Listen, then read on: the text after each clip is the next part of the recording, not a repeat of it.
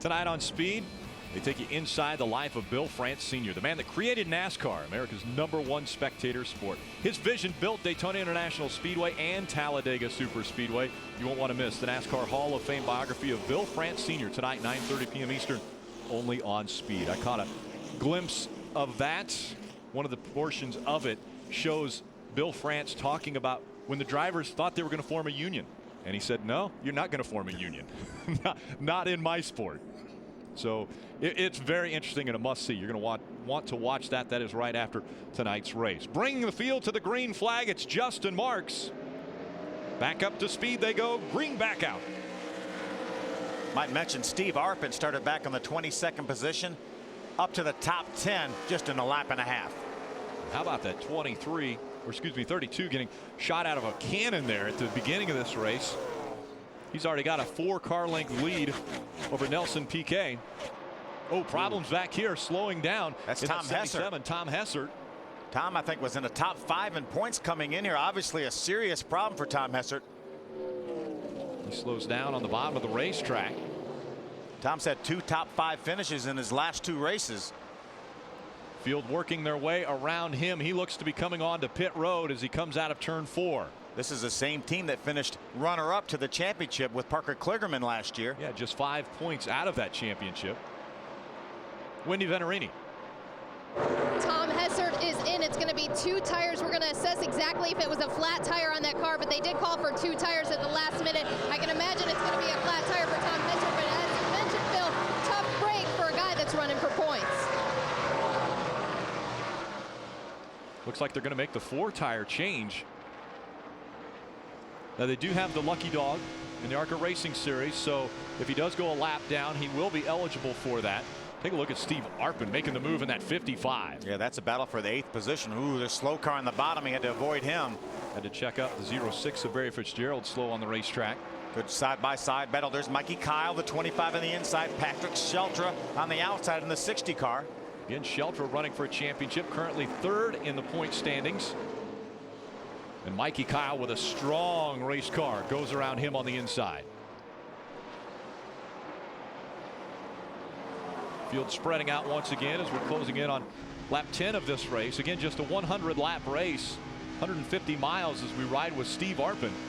A lot of confidence Steve Arpin has right now, coming off that big win at Salem. Just announced, as we talked about, going to drive for Dale Jr. in the Nationwide Series. A lot of bright things on the horizon for Steve Arpin. You remember the last driver that Dale Jr. called up and said, hey, would you drive my Nationwide car? It went pretty well for young Brad Keselowski. He might not have been the last one that Dale Jr. true. called, but he was one of the first ones that he called. Yeah. So Steve Arpin coming up to the back bumper of that 36 of Rob Brent as we see the distance between 1 and 2. Justin Marks looking very strong on the racetrack. You know, Justin opened up a 4 or 5 car length lead right on the initial restart. But Nelson Piquet Jr. has really hung in there pretty well. They're running some good lap times within a half a tenth of each other. Nelson Piquet running in that 6th spot. Used to open wheel racing. Yeah, he had a podium finish back in 2008 at the German Grand Prix. Drove for Renault. Still very, very young and really wants to make an effort here to make it in stock car racing. Going to do some more ARCA races here with Eddie Sharp Racing, and going to also do some truck races like he did at Daytona for Red Horse Racing. Said he was back in Brazil just recently, and it was like riding a bike. Everything came right back to him. He goes, but I'm going to need some more starts in these stock cars to make it feel that comfortable. Joey Coulter just in front of that 25 of Mikey Kyle.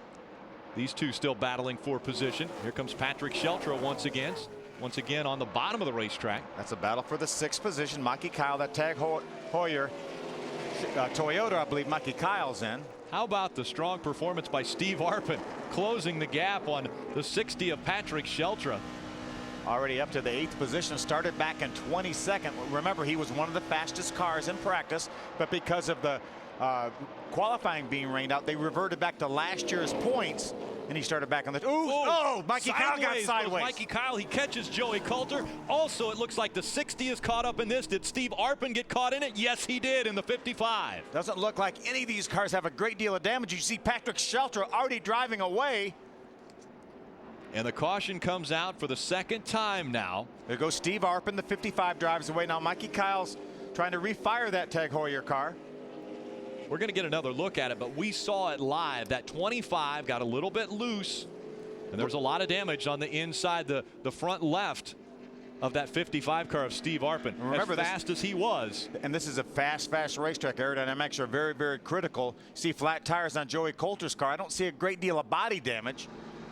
Field now coming off turn number 4. Again, as you mentioned, we have the lucky dogs, so it's not the kiss of death to get a lap down. Now, the one thing that's happening, Joey Coulter went on to pit road. I believe pit road was probably closed at the time. He may be penalized for that. Let's take another look. Mikey Kyle drives to the inside. We see he gets loose as soon as he gets to the bottom of the racetrack, slides up the hill. These other guys with absolutely nowhere to go, but they do a nice job of not making any more contact than they did. Patrick did a nice job avoiding the inside wall. Here's another view. You see him get loose. He has to chase the car up the hill. Then he runs into Joey Coulter. You see Joey hard on the throttle to keep that car from backing up into the outside wall. Tough situation for those two drivers. Again, watch him get loose now, Rick, on the inside. You see him get loose. He has to chase it up the hill.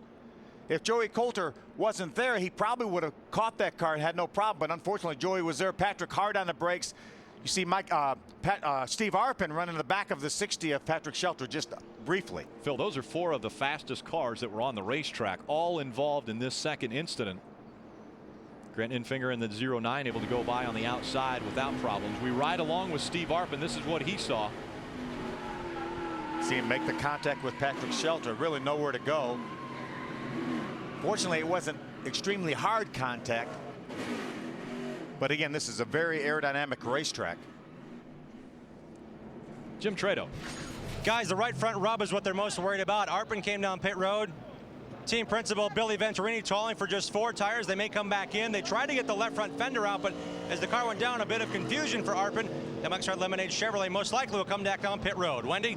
And the 25 of Mikey Kyle said he got a little bit free under Joey Coulter. That's exactly what happened. However, the spotter has reported there is no fender damage. When Mikey Kyle comes to a stop here, I'm going to get a little bit better look at the 25. If they're calling for 4 tires, he does have a little bit of damage towards the nose on the right-hand side. But other than that, guys, on the left-hand side, just cosmetic damage. It's not going to cause any issues for Mikey Kyle. But on the right side, if you get a better look when he gets back on the racetrack. But right now, it seems simply cosmetic for Mikey Kyle, and he stayed on the lead lap, which and now they're going to call for some bear bond tape. They are calling for some bear bond on that right-hand nose, guys.